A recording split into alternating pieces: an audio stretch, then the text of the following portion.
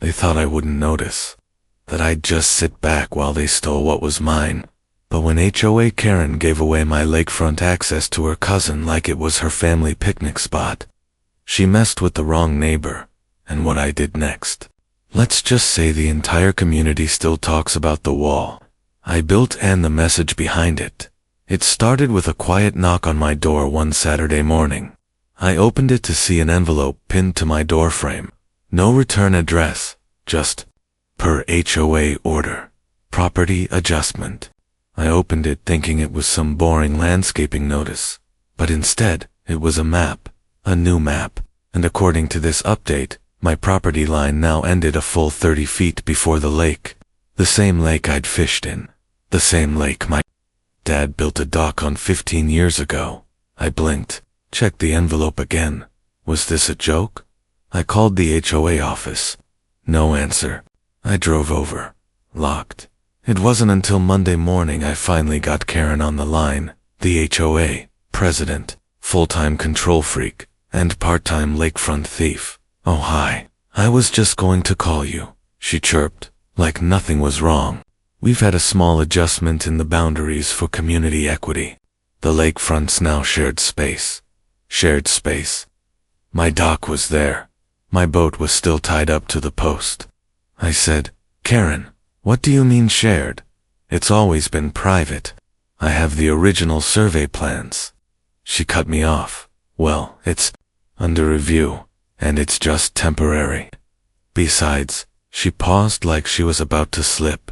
Cliff's family needed easier access. His niece, you know. Cliff, her cousin. The guy who moved in 3 weeks ago. The one with the noisy dogs, the truck parked half on the lawn, and a big metal smoker that never stopped belching smoke. I felt the heat rise in my chest. She gave my land to her cousin, to help his niece. I hung up for a week. I watched Cliff walk back and forth across what used to be my lake access. I saw him haul firewood past my dock, dump trash near the edge, and even anchor a kayak next to my boat, like we were sharing a marina. I kept my cool. I gathered documents. I called a property attorney, and what she told me lit the match. You've got full legal ownership of the original lot, she said. They can't redraw it without due process or vote. Karen never had a vote. Never. Sent a notice. She lied. But I didn't storm into an HOA meeting. I didn't go screaming at her cousin. I did something better. I started building. Quietly at first it looked like a simple fence job. A few posts, some panels, nothing out of place, but each day, the wall got bigger, taller, stronger, and stranger. Instead of wood panels, I installed mirrored aluminum sheets, 8 feet high, shiny enough to reflect the entire lake but from my side only. On his side, all Cliff could see was his own reflection. No lake, no water, no view, just himself staring back. Neighbors began stopping by. Is that legal? What's the point of that? Dude, it's kind of genius. Karen showed up on day 4. You can't build this, she snapped, holding her clipboard like it had actual power. I didn't even look at her. I held up the original property deed and the zoning code, same one. Her HOA was supposed to enforce. She looked down, blinked, then turned, beet red. Cliff can't even see the water now.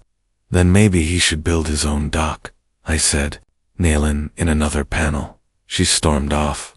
Cliff yelled something the next day, but I didn't respond. My dock stayed, my boat stayed, and my fence. It stayed.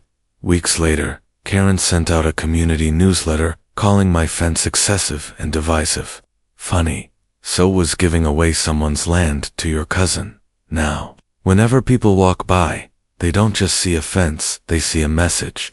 That some lines aren't meant to be crossed. And if you do, don't be surprised when the reflection looking back at you is the price you paid.